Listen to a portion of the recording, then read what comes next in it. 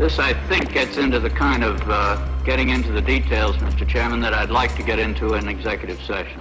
U.S. President George Herbert Walker Bush pushes for a land war against Iraq. But polls show the U.S. public is split 50-50 on that idea.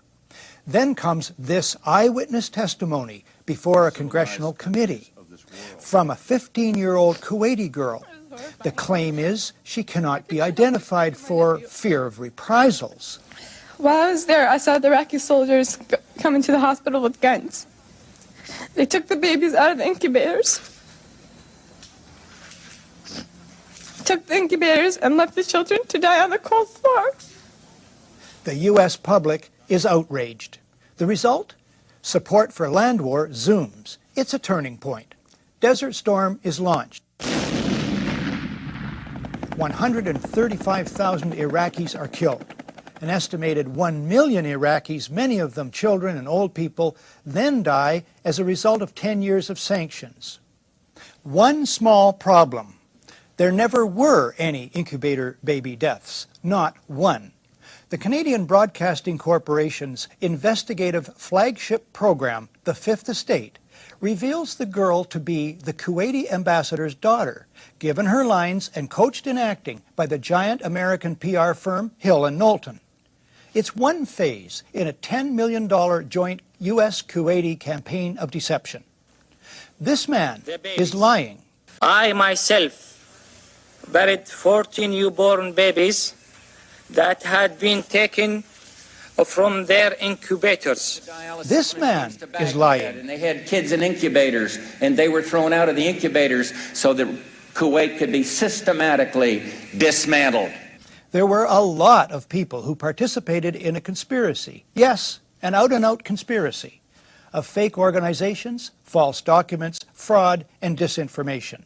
Do you have any people being paid by the CIA who are contributing to the national news services, AP and UPI?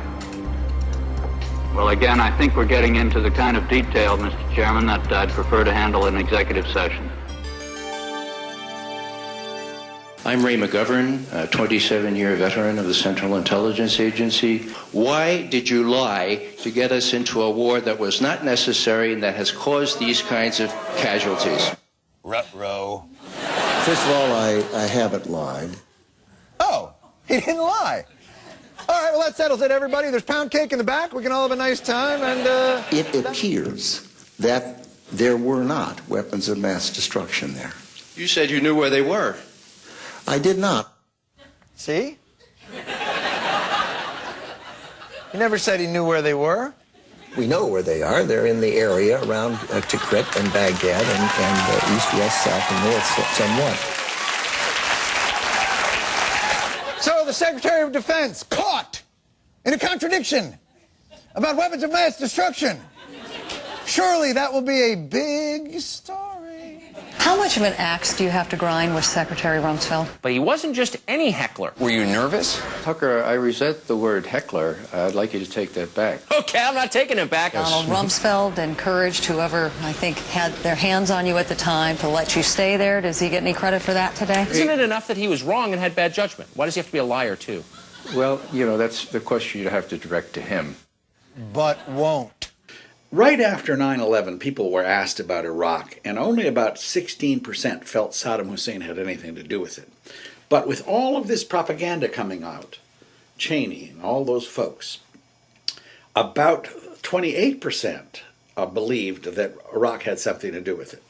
2 years after we invaded Iraq, close to 60%, 56% of Americans believed a delusion. What did Iraq have to do with what? The attack on the World Trade Center. Nothing. There are 5 giant multinational corporations who control all 14,000, virtually all 14,000 radio stations in America, all 5,000 television stations, 80% of our newspapers, all of our billboards, and most of the large internet content providers. So there are 5 guys who are deciding what we hear as news and information.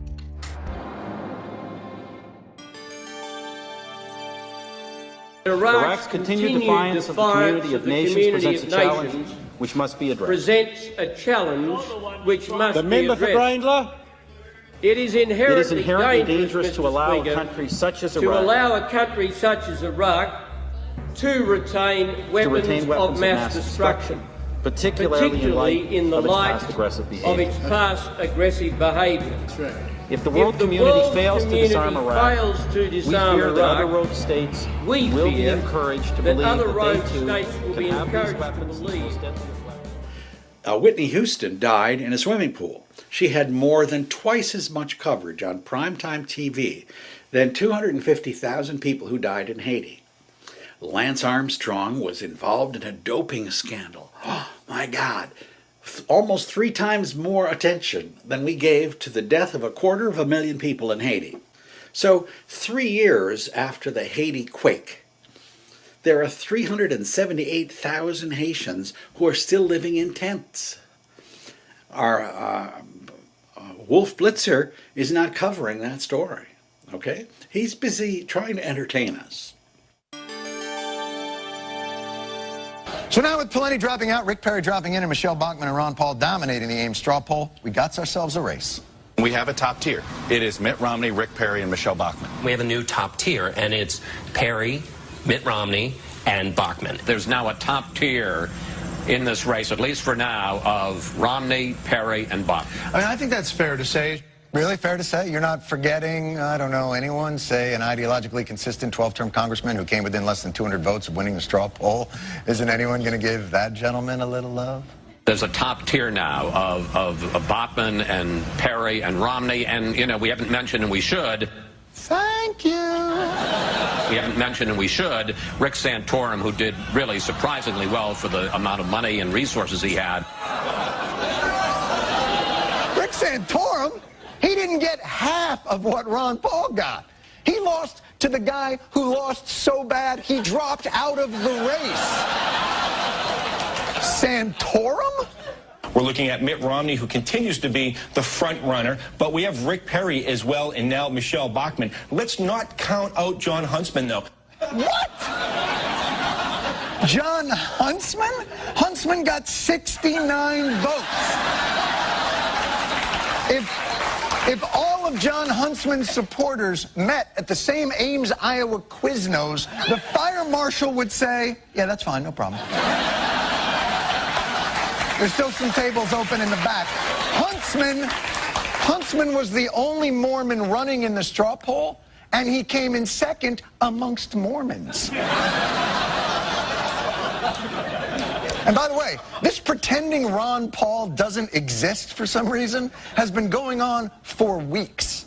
A new Gallup survey showing Rick Perry running second to Mitt Romney, knocking down Iowa favorite Michelle Bachmann to fourth. Behind who? Fourth behind who? How did Libertarian Ron Paul become the 13th floor in a hotel? Why? What's wrong with... He is Tea Party patient zero. All that small government grassroots business, he planted that grass. These other folks, they're just moral majorities in a tri-cornered hat. Ron Paul's the real deal, and Fox News should love this guy. But watch the disconnect between the debate moderators at Fox's Thursday debate and the debate audience. Iran does not have an air force that can come here, just like we did in Iraq. Build up the war propaganda. There was no Al-Qaeda in Iraq, and they had nuclear weapons, and we had to go in. I'm sure you supported that war as well. Yeah. Okay. It's time we quit this. It's time. It's trillions of dollars we're spending on these wars.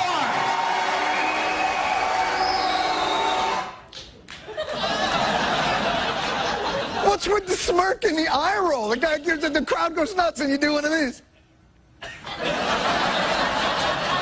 There goes crazy Uncle Ron, babbling about the unsustainability of multiple wars. Boop, boop.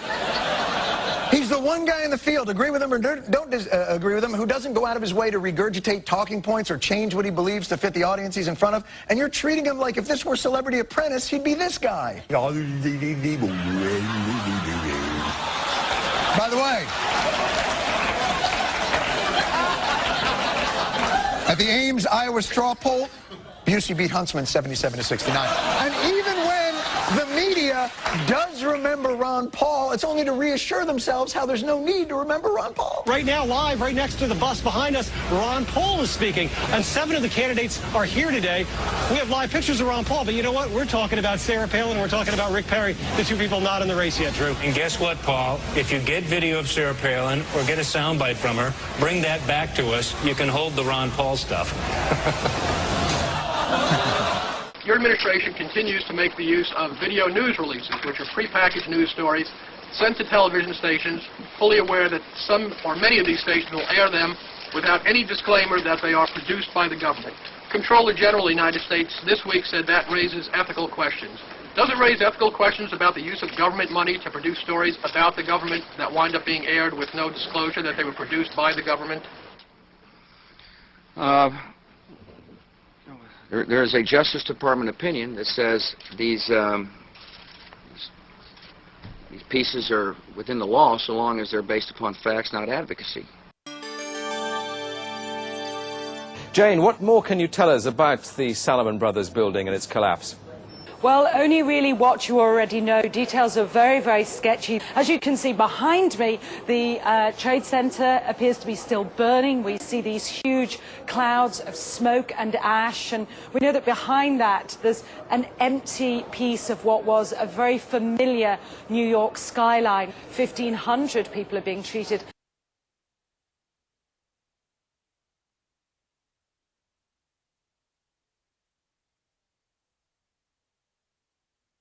The collapse of World Trade Center 7 on 9/11 was a rare event. Our study has identified thermal expansion as a new phenomenon that can cause the collapse of a structure.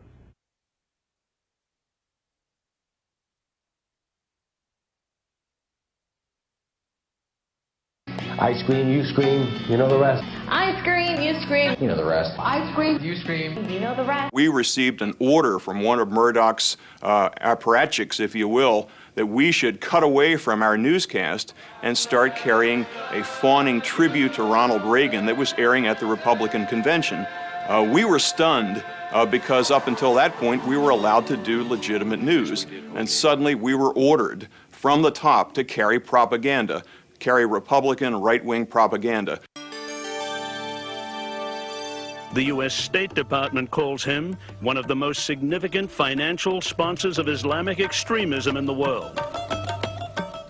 Supposedly, a CNN reporter found Osama bin Laden, took a television camera crew with him. He is a major terrorist financier. Went into Osama bin Laden's hideout. We are put in a minivan with curtained windows and drive west. As night falls, we move to a four-wheel drive vehicle that makes its way up a rough mountain path past checkpoints manned by heavily armed men.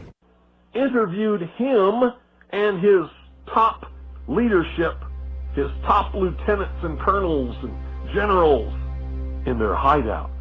Mr. Bin Laden, you have declared a jihad against the United States. Can you tell us why? The U.S. government has committed acts that are extremely unjust, hideous, and criminal through its support of the Israeli occupation of Palestine. And we believe the U.S. is directly responsible for those killed in Palestine, Lebanon, and Iraq. This is a CNN reporter with a camera crew. And he came out and told everybody, within 3 weeks, Osama bin Laden is going to attack the United States and Israel. Now, don't you think that's kind of strange, folks? You see, because the largest intelligence apparatus in the world, with the biggest budget in the history of the world, has been looking for Osama bin Laden for years and years and years, and can't find him. Some doofus, jerk-off reporter with a camera crew waltzes right into his hideout and interviews him. Now, that tells us two things. Either everyone in the intelligence community and all of the intelligence agencies of the United States government are blithering idiots and incompetent fools, including the entire apparatus of the FBI and all of their personnel, or they're lying to us. They're not looking for him at all. I suspect your research has discovered the memoranda that were written by John Moody and by Roger in terms of setting the tone for the day. The message of the day is a very political device. Let's spend a good deal of time on the battle over judicial nominations, which the president will address this morning.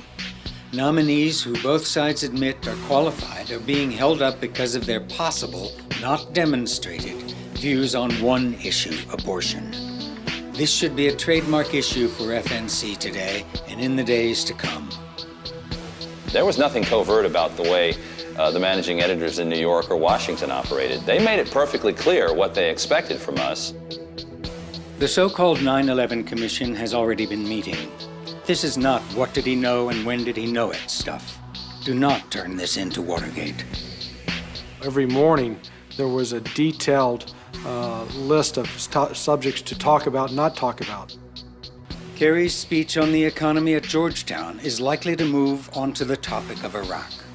We should take the beginning of the Kerry speech and see if other news at the time is more compelling. It is not required to take it start to finish.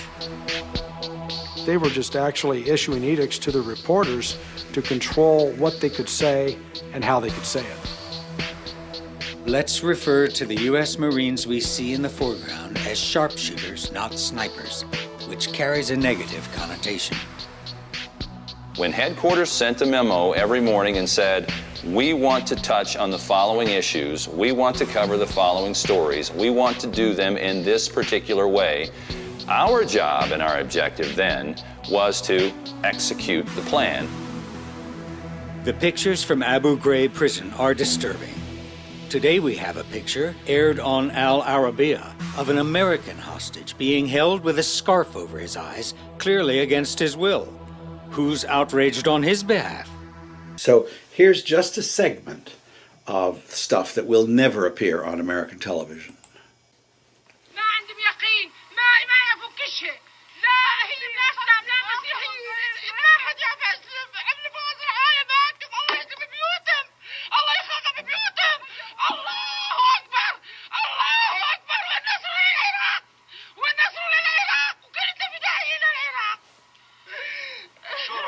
يضربوا المدنيين يعني؟ ايه مدنيين اللي كله هذا بيت عمنا كله مدنيين هم عسكريين كله مدنيين يضربون من الله ينتقم منهم حسبي الله ونعم الوكيل حسبي الله ونعم الوكيل 5 جنازات من جنازات فات بيت يا الله يا الله يا الله يا الله الله انتقم منهم الله خلحقنا منهم وينك الله وينك الله. So there are 100,000 stories like that simply do not get into our consciousness, and so we remain kind of immune from having to deal with the consequences of our collective behavior. The documentary that we just saw a clip of never aired. It never aired on CNN International. Why not? Well, I still haven't been given an exact reason as to why it didn't air. I went and visited with the president of CNN International, Tony Maddox, twice on behalf of my dumbfounded crew, and we were never given an answer. And so I started investigating the situation, Liz, after several employees who'd been at the network for years approached me and said, you need to look into this. There's something going on. It's very strange. They're not airing your documentary. And after some investigation, we found out that CNN International is actually making money from the Bahrain regime. They are a customer of Bahrain. Bahrain is paying CNN International to create content that shows Bahrain in a favorable light, and then air, also not only to create that content, Liz, to then air that content on CNN International. And in one of the shows, it was called I List Bahrain. It was back in 2010. It was sponsored by Bahrain. And Richard Quest was live from the country for a week talking about the Formula One race and how progressive Bahrain was and how the Crown Prince was a reformer. Well, we saw in February 2011 that under under the Crown Prince's rule, the military troops shot and killed unarmed protesters in broad daylight. And this is very dangerous because what CNN is doing, and they're not only taking money from just Bahrain, they've also produced similar content for Georgia, Kazakhstan, and other nations as well, Lebanon. And what makes this dangerous is they're not disclosing to the viewers that these sponsored programs are actually being sponsored. Or if they are disclosing it, it's in very small gray lettering at the bottom of the article. Whether it's CNN or CBS or NBC, it's all fiction. People making the junk know that. The viewers suspect it, but where are they going to turn to?